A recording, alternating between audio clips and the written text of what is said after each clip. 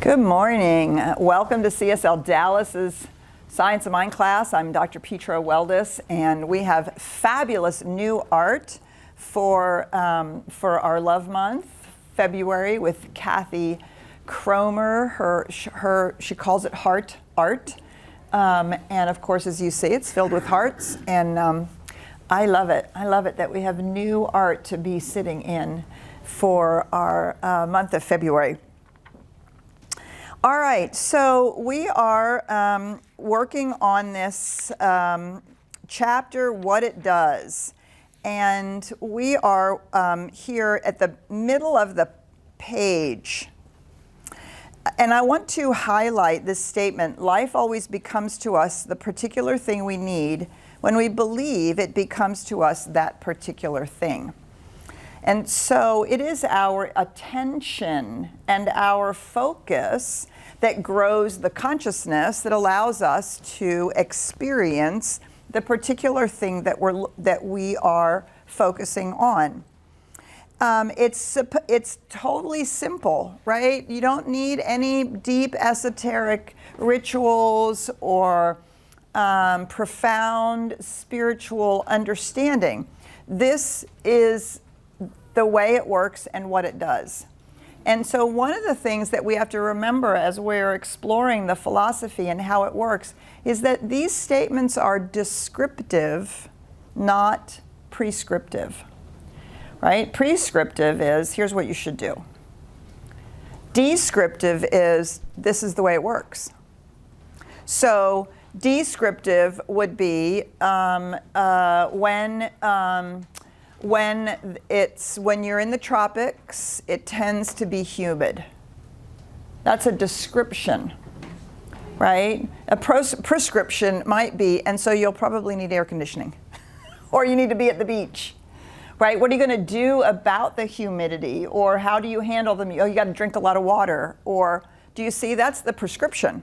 The description is, in the tropics, it's humid. And we often, I think, misunderstand because so much of religiosity is prescription. You should do these things. If you do these things, you will be favored by God. When you do these things, somehow the God will respond to you because you are doing it. I don't want to say right. You're not spiritually right, but because you're doing it according to the way a religion has taught. And so this idea that life becomes to us the particular thing we need when we believe it becomes to us a particular thing is simply a description of how it works, of what life does. And so in this next paragraph, our thought and conscious receptivity differentiate this universal possibility by drawing it through our minds and causing it to flow into particular channels through the conscious receptivity of our different faiths. One state of consciousness will differentiate one kind of a result, another mental state, a different manifestation. So what does that mean? So how many of us here in the room, and for those of you online, you get to raise your hand too, how many of us right here in the room think of ourselves as artists? 2, 3, 4, 5, right? We have this beautiful art here. Okay, so somebody who does not think of themselves as an artist, what does it feel like to do art? Yeah, kind of weird, a little awkward, right? You're like, it's not so good. Certainly doesn't look like that. My art doesn't look like this. But do you see, an artist has the consciousness of being an artist. And so, depending on then the consciousness of the type of art they prefer, the universe shows up as the ability to do art, and the practice of art brings that art forward, whereas those of us who don't necessarily think of ourselves as artists would never even start the process. Do you see? This is always happening. All this is a description of the way that it works. of what it does. It responds to us based on our own consciousness. When we believe that it becomes to us a particular thing.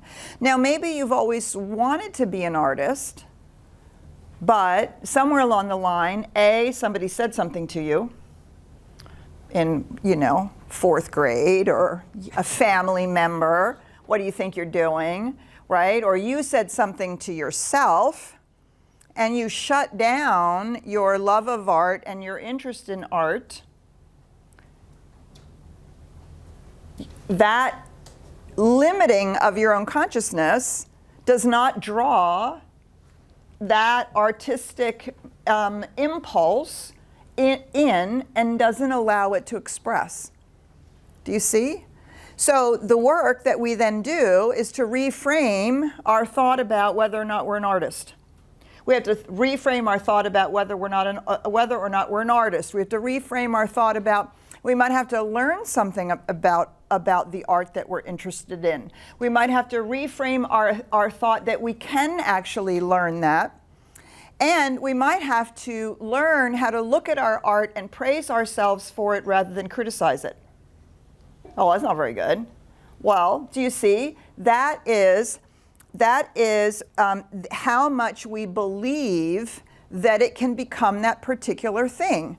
If I look at my piece of art and say, well, I'm not very good, the universe says, yeah, you're right. Do you see? It becomes to us the particular thing, and thing we have to use loosely, right? It's anything that is not just purely absolute, intangible reality. So it's not just a thing, right? But it's a whole set of beliefs or the way in which we experience life. And so again, this is happening. This is happening all the time. What we want to do is discover and understand that it's happening and then start playing with it. What happens if we decide that we're going to believe that it's actually going to become that particular thing for us? So maybe we say, well, I'm going to try my creativity. I wonder what kind of art I'm going to like. I wonder what kind of art I might be good at. Do you see? We're already opening up our belief, starting to play with it. And as we believe that it becomes a particular thing for us, right? For me, my art has been the spoken word, and now I've been practicing it becoming the written word. So I started writing articles here at CSLDallas. Then I started submitting articles to the Science of Mind magazine so that I could explore, is my art, can I believe that it's going to become this particular thing to me, which is better and better and better writing, right? And as I've done that, my writing has gotten better and better and better because the universe has become the particular thing that I believe, which is I'm not just a speaker, I'm also a writer. Do you see? And it's not, and so sometimes people are like, well, I don't know why I should do this work because I don't really want to manifest anything. I'm just going to let Spirit lay it on me. Well, but the fact is, this is what's always happening. And so are we participating in it? Are we engaging in it? Are we allowing our lives to unfold in any areas that we are interested in or feel a little pinched in or simply want to express in? Our thought and conscious receptivity differentiate this universal possibility, right? So the possibility of art, of expression through art, which could be music, drawing, painting, writing, speaking, cooking, making, they have the great baking show, the Great British Baking Show, right?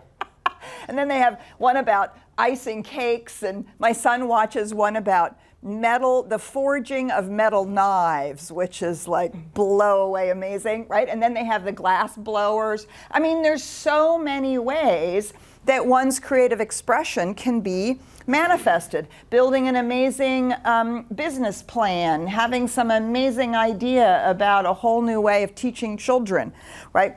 And so our thought and conscious receptivity differentiate the universal possibilities by drawing it through our minds and causing it to flow into those particular channels. Which is also why we feel stifled and unexpressed when we're constantly focusing on something we think we're supposed to be focusing on. We got the kind of job we thought we were supposed to get. We build the kind of life we thought we were supposed to have, right? And we're not actually, and so that's how the universe is differentiating itself as us, is in those areas. And until we increase our receptivity, that we could actually have our life look and feel differently than that, it has no alternative. The universe has no alternative but to keep expressing in the way we're differentiating. Does that make sense? And so then we feel stuck, trapped, unable to see our way out, because it's our receptivity that has kept the door closed. And again, this is just a description. It's just a description of the way it works. If you pour water on the floor, it will roll downhill. It's just a description, right? It's not that it was trying to damage your baseboards or trying to make a mess in a particular place in the house. It's just that water will always roll downhill. And so what we're doing here is trying to understand the nature of reality, the way it works, simply to describe it. And so, that's the whole thing. Ignorance of the law is no excuse. Ignorance of the fact that this is what's happening is no excuse that we continue to manifest areas of our lives that aren't flourishing.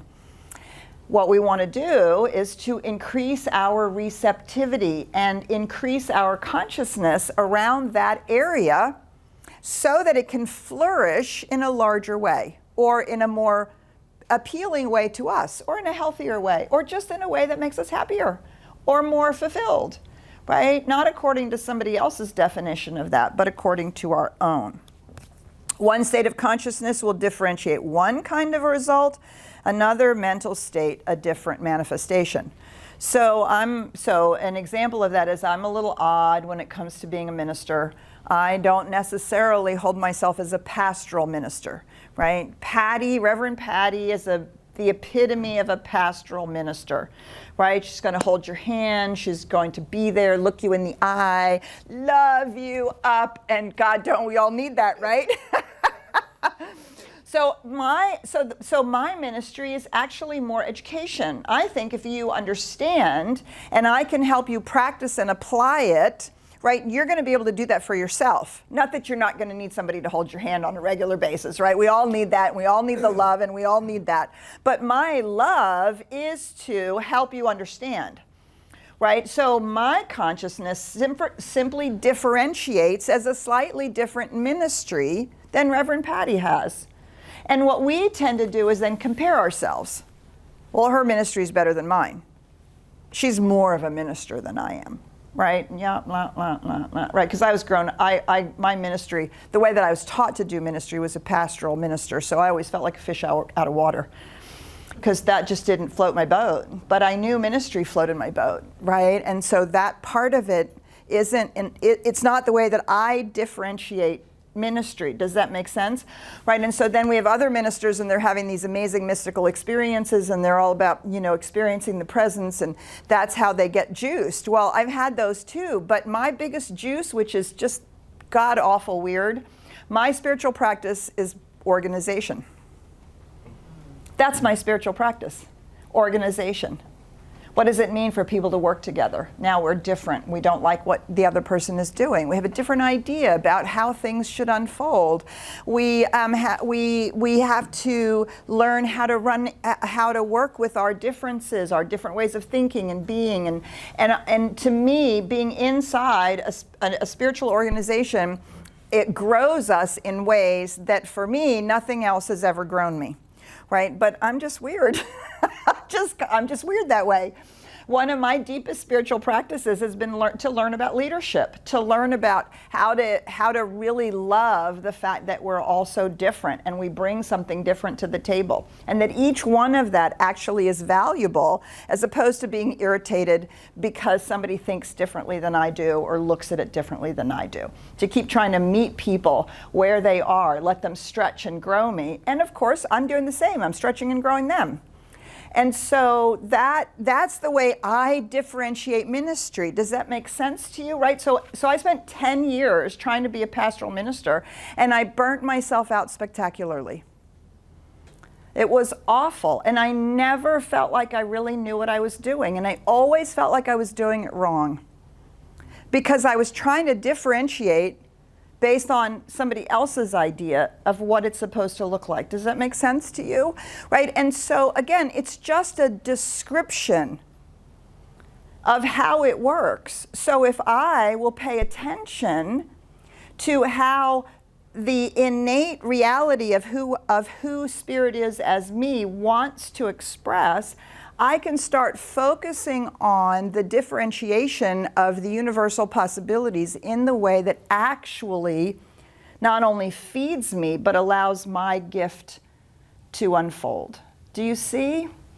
And so this is just a description of how it works.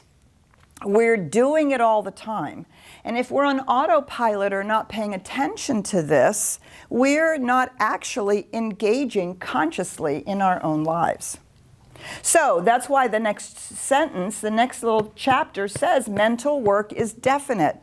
Not because you're always having to, imagine and manifest a car or a job or some particular thing. It's definite because we're building lives and we're building avenues of contribution.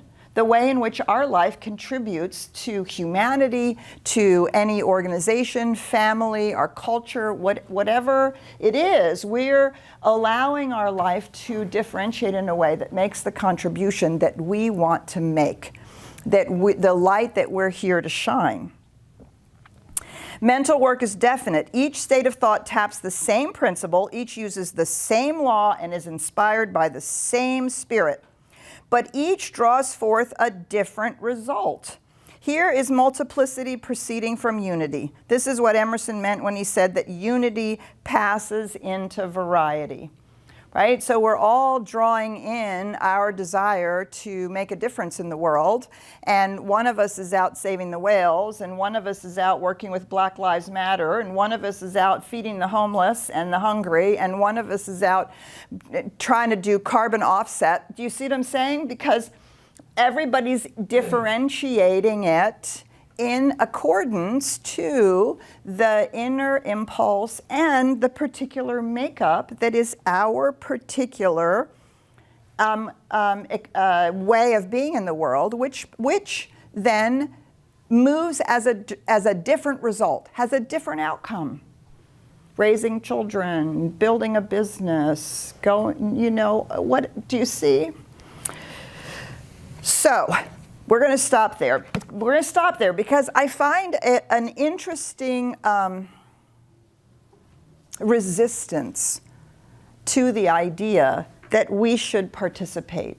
I find it fascinating that there's an interesting resistance in spiritual people, especially if we've done some spiritual growth, that we so want to allow it to flow that we forget that we actually have to aim the flow at something. That's what it means to be receptive to the consciousness, right? What we're flowing is the how and the outcome. But it is our job to build a life that allows us to express spirit in the fullest possible way that is in alignment with who we are. Okay, so we're going to stop there. We're going to see what comments you have. When have you experienced this? What do you struggle about this? And what question do you have? So we're going to say good morning to Ryan and Richard and see what's going on out there. Well, hello everybody, and glad to see everybody here in the room. Hi, how you doing? And I'm really grateful to see all the people from all over the globe online. We got a lot of people from everywhere on here today, so wonderful to see you all. And yes, this is an interactive discussion, and we love to have you guys participate. And just some of the ground rules for those here in the room, just raise your hand. I see that we had a comment over here. And the iconic Richard's going to help me out. And the audience is going to help me out because quite often we need your love and support too, right? That's right. So if you get the microphone, pass it to a friend if they have a comment. And for those who are joining us here on Zoom, I love to see you hit your raise the hand icon down below just to check in and make sure it's working there for you. See a couple people. And if you do want to come into the room, please go ahead and hit the raise your hand icon. Or for those who are here on Facebook and for those in Zoom, you can always put your questions and comments inside of the chat and I can bring it in that way. And as a reminder, I always like to keep those in confidence so then that way we can have a safe container for spiritual growth. So I see we have the comment here in the room. Go ahead and just say your name and let us know what you're from. Hi, my name is Patrick. Briefly, I work in IT, but I figured out some years ago I really like playing with spreadsheets and data. I've been trying to get into data business analysis, kind of beating my head against a wall, not being able to find my way in. Took a job recently that was supposed to be kind of a placeholder, just something to do while I kept looking. And at first, I really hated it. It was, I didn't like the environment. I found it very negative, very disorganized. And then at some point, listening, studying all of this, I decided to try to, practice my art, which is, analyzing data, creating dashboards, whatever, where I was and finding opportunities and ways to do that. And as I do, and I'm also like you, good at, like business organization, seeing how to make things more efficient. And as I do that and things just get more organized, things are getting better, I'm feeling kind of fulfilled, like showing people how to, because a lot of the employees that we come in and onboard aren't very technical. They're learning for the first time. So I'm getting to kind of give them their introduction. And so I'm just like really enjoying it and feeling fulfilled, and management's starting to notice and things are just kind of coming together. And I'm like, maybe I can stick it out here for a while and get into some sort of, business management, business intelligence, something or other. And just in the meantime, enjoy what I'm doing and live life in the present and have fun. I love it, Patrick. Good for you. That is so awesome. And so, and if it doesn't pan out here, you're going to have all those things to put on your resume that will have already shifted you right into the work that you are really interested in doing. And so notice, underscore, exclamation point, right? Notice that it was the inner shift. Maybe I can do it here. What if I tried it here, right? It's the inner shift that begins to show up in the outer world. And so we always want to wait until we can see it out here, and then we think, oh, now I can do it, right? It's our receptivity that is making the change, and things begin to unfold. Beautiful. Thank you for sharing that. I have a comment. Okay. Go ahead. My name is Carmen, and I just wanted to say I was just faced with I had an opportunity, and I was kind of fearful, uncomfortable, to actually go with it because it's a new direction. And at the end, I was faced with one of my weaknesses. And I was hesitant to even attempt to do it, trying to control the outcome of it, thinking of ways. And then, so I just said, I'm going to do it. I'm just go ahead and do it. And I got a response back from that, and my weakness was called out, but it was a solution for that. And that teachable moment made me realize that I didn't have to control it, and that, God is ahead of me, and that, and so He's ahead of me, so I don't have to worry. I don't have to worry. I don't have to be in control of everything, right? Because He makes the way. Mm-hmm. And, and I realized that I am good enough as I am right now. And people, places, and things will accept me as who I am and offer me the assistance or the resources for it. And so that took a lot off my shoulder, knowing that I don't have to control all my outcomes. Right.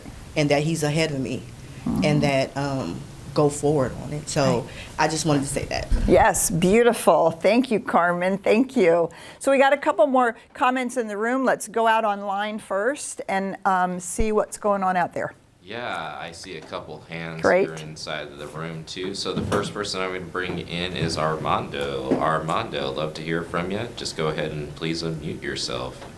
Good morning, Armando. Good morning, Dr. Petra. Well, this week I was really blown away in December. So my creativity is creating simple solutions for the underserved communities in Dallas. And so just in December, I designed a simple tech career pathway and wanting to have 4 industries for people to go through basic digital skills training. That was it. And then I didn't share that design with no one. I just here. And then fast forward, I started having conversations about my vision and speaking it into the universe. And this week, all of a sudden, so in my designs, some of my circles and my boxes are blank because I don't know what's going to be there yet, but I know that something's going to fill that box in that circle, right? And so this week, all of a sudden, hey, I understand your vision, and I'm going to introduce you to a CEO that has a power line company so that you can train people to get into the power line industry. I'm like, okay, thank you. Then another one called, hey, we found out the software for the automated food chain supply for people to be able to go in and work.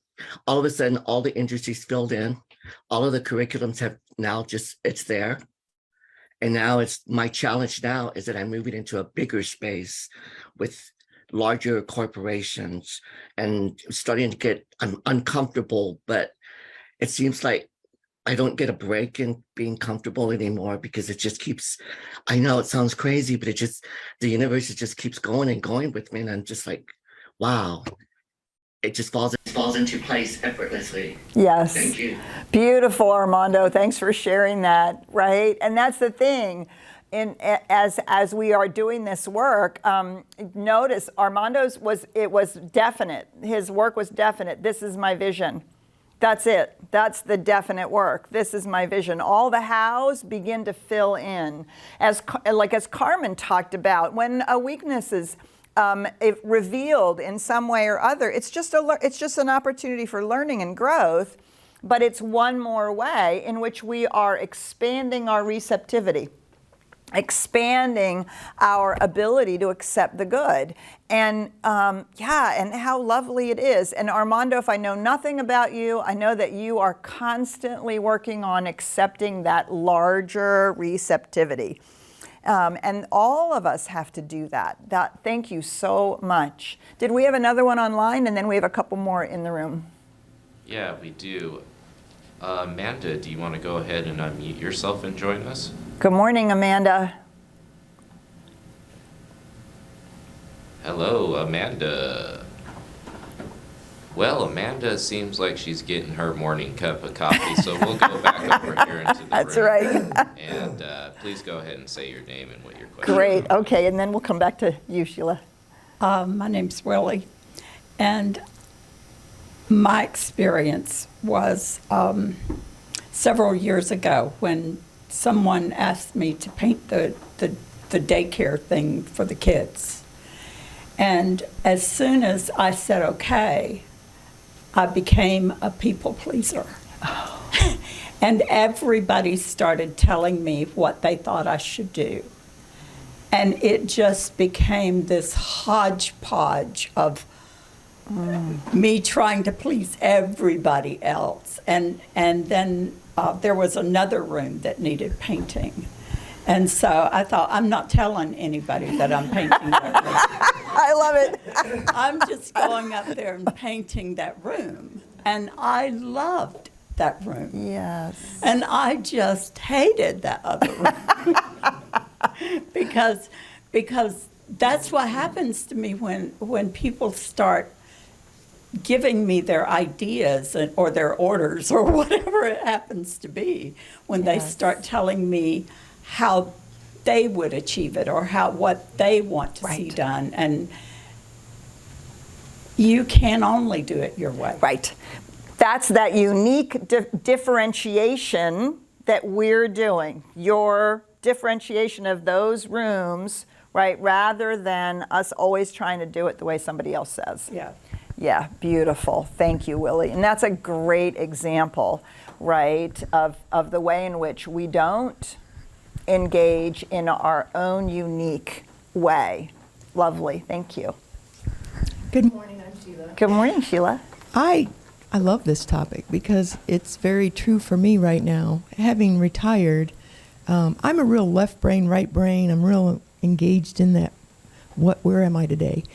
And with a degree in management, I spent 40 years managing people. Can't control them, but you sure are responsible for them. And I finally retired and said, I'm going to pursue the right brain and become more artistic. I think everybody is an artist in their own way. Sure, They absolutely. just have to allow it and be receptive. I got a phone call a couple weeks ago from a former employer managing people. And she's risen to VP of this national company, and she wanted me to come in and identify and help solve productivity issues, performance issues since COVID took over. And I went in to meet with her, and I said, well, what kind of tools would I have to identify and help solve? And I immediately saw all these big screens of charts and graphs, and it was all that left brain, analytical, organizational. I thought, I can't do this. I need to go and stay on my side where I've discerned what's best for me in this stage of my life. So differentiation's even going on in our own brains. Absolutely. Let's face it. Absolutely. Thank you. Absolutely. Good. I love that. Here, there's a comment right over here at the end. Oh, and we'll go to Joe, and then we'll come back to Tammy. Okay? And so, did you have your hand up? Yeah. And so, yeah, that's true, because we're constantly experiencing and expressing ourselves differently throughout our lives, right? And so, but we have to listen. We have to feel that and then say no and yes. Good for you. Hi, I'm Joe, and I was also in business management and managing salespeople. One of the things, and we all want to do it, is remembering people's names. So the outcome that people often have is that they don't remember people's names easily or well. And so people would tell me in training, I'm terrible at remembering names. Well, have we learned yet enough in this room that what's the first thing we need to do in this environment? We need to stop saying that we're terrible at remembering names, because there's part of the power right there. And Dr. Petra's talking about using what's already there. It's happening. So if I'm going to say that all the time, then the universe is just going to prove it to me over and over. I'm absolutely right. I'm terrible at remembering names. So step one, stop saying that.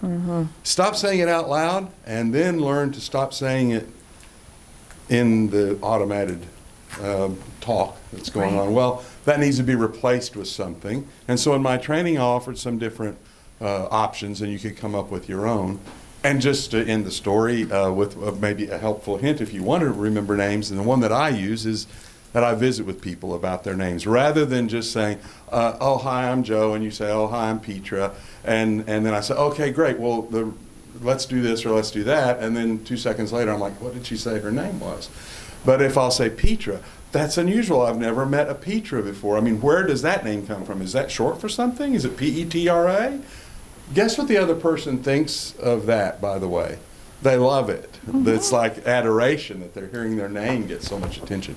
But it's a new behavior that plugs into, then the thing is now I can begin to tell myself I'm good at remembering names. Right.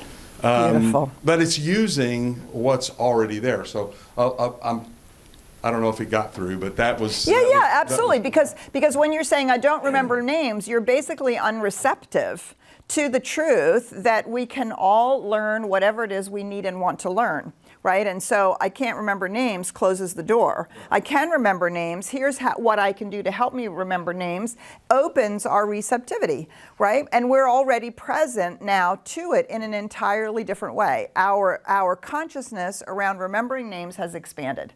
It's really that simple. And you may have touched on one of the most daunting parts of newly trying these concepts, which is it a lie to suddenly stop saying I'm no good at remembering names? Because I've proved it to myself my whole life. And now you want me to say, I'm good at remembering names. I'm good at remembering names. Am I supposed to do some exercises where I'm making this S up right here? Yeah. Yeah, actually you are. Right. Because eventually you'll believe it. Well, and eventually what we're doing is we're reminding ourselves that it's not a lie when we speak about spiritual truth. The universe is infinite. It's infinite intelligence. Surely it can remember all the names. It's infinite intelligence. This is what I say to myself. It's running the universe, for God's sakes. Don't you think it can do this, whatever this thing is, no matter how big and daunting that feels to me? That is not as big as running the universe. Right? And so it's not that we are saying a lie, it's that we're shifting, speaking from our human experience to our spiritual truth. Right? Spirit as me, the infinite divine presence, the life itself as me, has that capability. Am I receptive to that capability? That capability already exists. My receptivity to that capability is what shifts consciousness. So I have to say yes instead of no to the thing that I want to be better at or that I want to grow into. It's a great example. Okay, we have a comment over here and then one in the back. Hi, my name is Tammy. Hi, Tammy. I had the question fully formed, so I'm going to try. It's all good. I understand it's one thing to, that we want to fully embody our authentic selves and that the teachings help us embody that in a greater way. So the main question is, perhaps what am I not embodying, or what is a better consciousness when, let's say, you're doing it, but you still have to interact with others who may not like what you're bringing forward, who may not I guess helpfully participate in what you would like to bring forward as your authentic self. Why are you still hanging around with these people? Well, okay, it's easy. What if you have to live with them? What if they're your family or something like that? You have to, that's where discussion and conversation comes in. And do I need somebody to like my authentic self to be my authentic self? So, right? Because what I'm doing then is I'm looking for validation. Yeah, you have to validate yourself. Who gives a blankety blank what they think? Okay, so I've had to deal with this my whole life, right? I am super smart. I'm ridiculously smart, which is very intimidating for people, especially because I'm a woman. And I'm not necessarily warm and fuzzy. So in our organization, I'm not considered popular. I'm not popular. But when something really hard has to be done, I'm usually the one who's called on. Because being liked is not what I'm going for.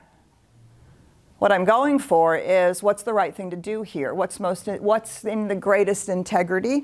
And how can I bring my gifts to the fullest extent that I can possibly bring them to make a difference here? But I have had to learn over the years that validation, outside validation, is never going to happen and it's never going to be enough. Right? I'm not popular enough yet to have a 5,000 person community. Why is that? Probably because I'm an educator. It's just the way I take up ministry, right? It's growing and growing and growing because online we have the opportunity to do so much more of that kind of thing, right? But I don't look like a typical, the way in which one typically does it.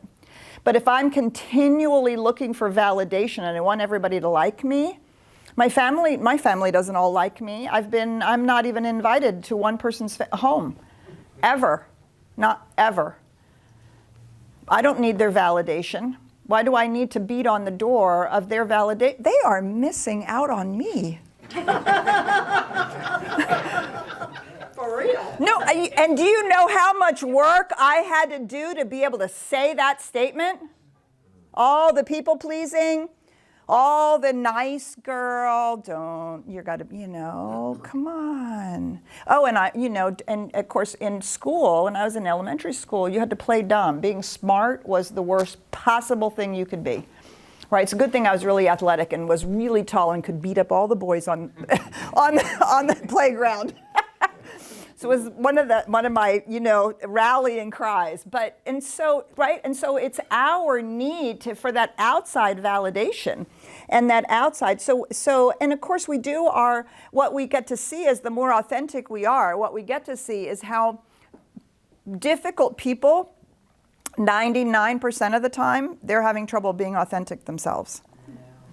Right? And the more that I am confident and comfortable in who I am, the more I recognize the behavior that I myself have done in the past to either get validation or project onto somebody else who isn't validating me. I'm projecting what an awful person they are, and right? All that's happening.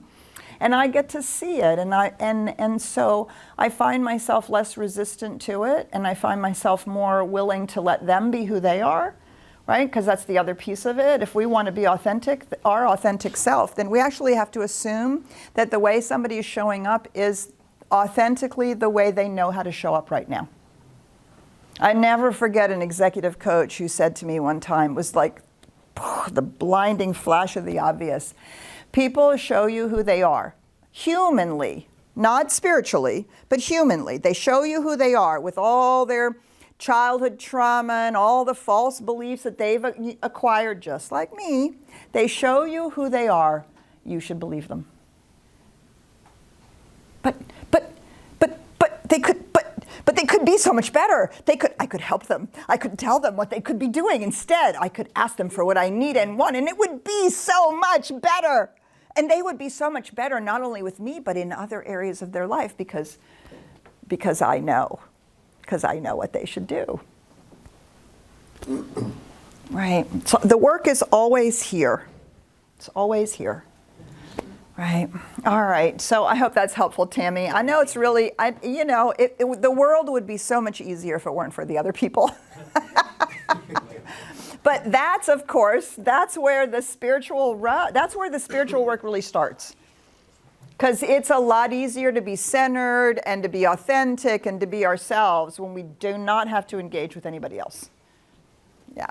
All right, please. Hi, I'm Katrina, and I also wanted to say that the topic today was really good, and it has given me a sense of freedom in that I now can accept that I can be creative in various ways, yes, or that I can be artistic in different ways, because I never viewed myself as being an artist. Growing up, I was taught that you go to college, you get a degree, and you find a job, and you stay there for 40 years, and then you retire. And I've done the opposite. I've started businesses. I just opened a donut shop. I don't even bake, and so hearing you say, I know it's weird, like how can you do that? But hearing you say, be open to being able to allow the spirit to come in and create in new ways. Yes. It has been amazing to see donut creations with all of the different things that I can now do with it, but that's totally different. I've got a master's in voc rehab, so I've, helped over here, and at times I struggle with, well, what are you doing in life? Like you seem to be all over the place, like you're from one extreme to the next.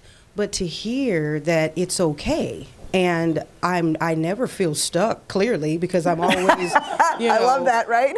But at times, in all honesty, I do feel like, right, well, what is that? And to hear you say that when you get to that place where you feel stuck, it's because maybe I'm stifling the creativity that is wanting to come forth, and I need to be more open to that. So I just wanted to say thanks. I needed that. I love that. Thank you so much. And so how wonderful, right? Because some of us are artistic, some of us are organized, some of us have an entrepreneurial spirit, right? So clearly it sounds like to me that you have an entrepreneurial spirit. Well, we need people to start things, right? And then when you start it and it's really going gangbusters and you're starting to get bored, sell it to somebody else for a whole boatload of money and go start something else.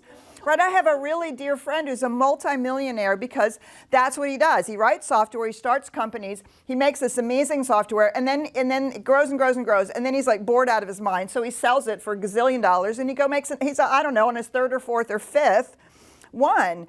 And see, that's the rub. The rub is there's a box, and we're all supposed to fit in the same box, right? And it's nonsense because the oneness that we are, which is spirit, is showing up individually. That's the variety, the diversity, the joy of the fact that if we never had entrepreneurs, no new donut shop would ever happen. Right? And so to embrace that in a way that then, and then learn and grow. How do you set it up so that you can sell it, so that it's really going good? I mean, we can all learn skill sets. I have a very entrepreneurial spirit and have had to learn the skill sets of how to manage an ongoing organization. But I'm constantly looking for new things to start because my entrepreneurial spirit needs that, right? It needs that to be fed. And then the last thing I want to say, because Ryan's giving me the wrap-up sign, come on, Petra, get it together. The last thing I want to say is remember not to be confused about the difference between your authentic self and skill sets that you can learn.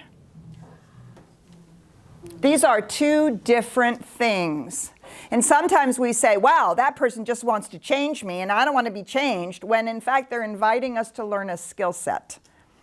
We can all learn skill sets, even if they don't necessarily float our boat, but they make our life a little more manageable, or they get us set up for whatever the next thing is. So we never want to be afraid of learning skill sets, which we're also going to take up in our own unique, authentic way.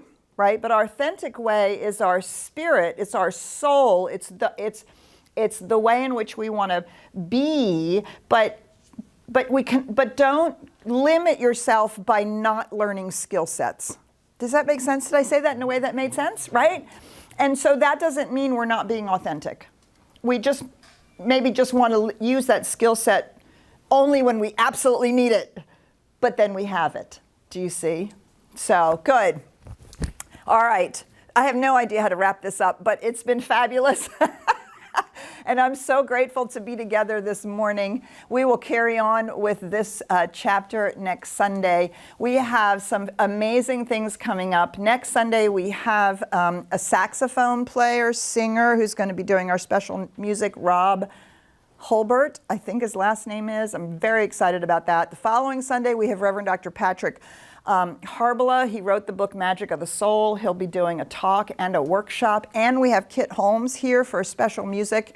And then the following week, the last week, Reverend Marquita Pierre Allister and I are going to be sharing the platform. She's a super, super, super dear friend of mine from Las Vegas, from the CSL in Las Vegas, and she'll be both singing and she and I are going to share the platform. It's going to be wild. You do not want to miss it. So we got lots of fun things coming up. So we'll see you. We'll see you soon. We'll see you when we see you. Bye for now.